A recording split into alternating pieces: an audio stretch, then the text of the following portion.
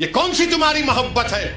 ये हमारी जमीन है, हमारी जायदाद है, अल्लाह के नाम पर इसका मालिक अल्लाह है। तुम हमसे छीनना चाह रहे हो। तुम्हारा दिन नहीं भरा 6 दिसंबर से, तुम्हारा दिन नहीं भरा दिल्ली की सड़कों पर हमारे खून की होली खेलने से,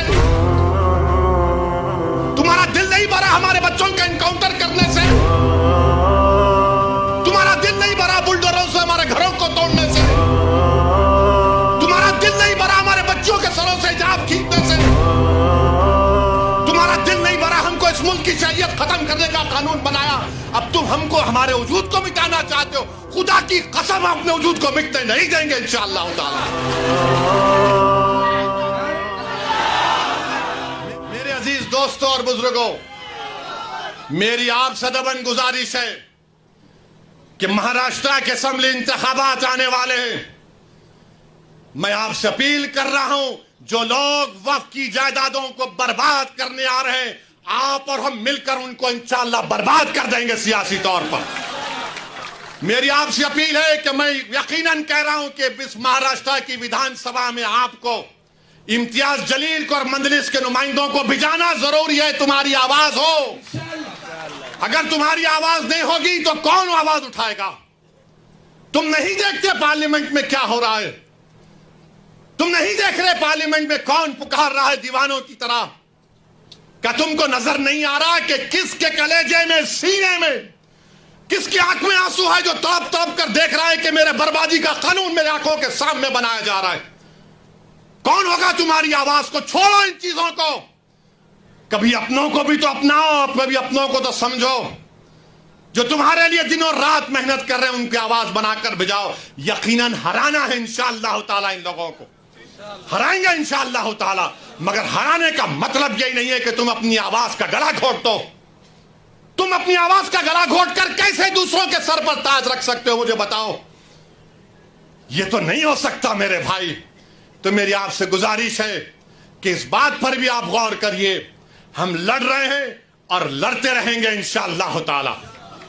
और अगर मोदी ये कानून बनाते हैं तो जैसा कि पर्सनल लॉ बोर्ड ने फैसला लिया कि अगर एहतजाज होगा मोदी जी तो आप हमारे वजूद को मिटाना चाह रहे हैं, बेहतर यह है कि मैं रोड पर आकर अपने आप को खत्म कर लूं, मगर अपने घर में बैठकर अपनी जायदादों को छीनना नहीं देख सकता। जो अल्लाह उसका मालिक है, मैं घर में बैठकर नहीं दे सकता कि जिसका मालिक अल्लाह है उसको जायदाद को छीन लिया जाए।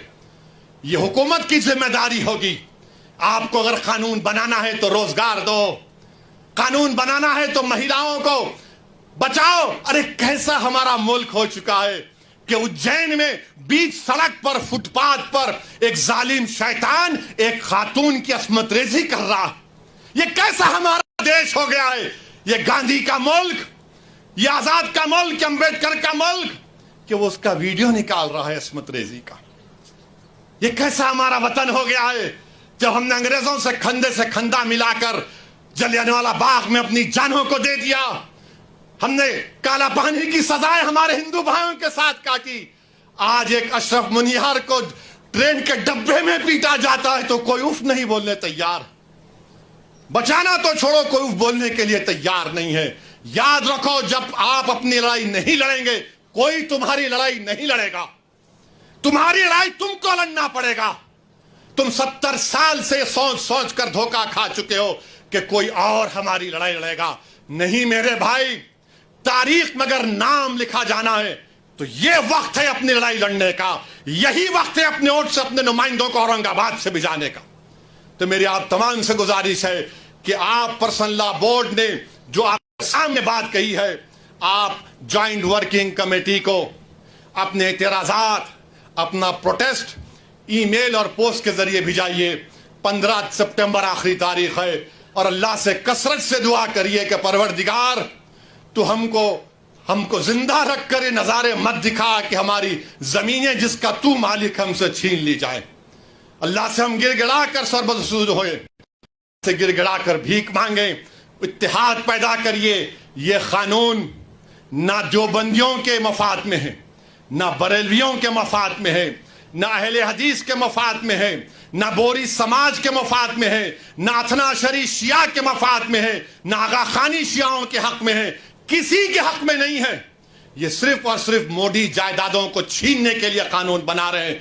अल्लाह इन जायदादों की हिफाजत करे, अल्लाह हमको इतनी इत्तेहाद पैदा करे कि मुत्तहदा तौर पर इस कानून को रोकें, और अल्लाह सुब्हानहू व तआला इन ऐसे हुकूमतों को, ऐसे पार्टियों को अल्लाह सियासी तौर पर इंतखाबात में इनको शिकस्त दे, बदतरीन शिकस्त दे। वाखिर दावाना अल्हम्दुलिल्लाहि रब्बिल आलमीन।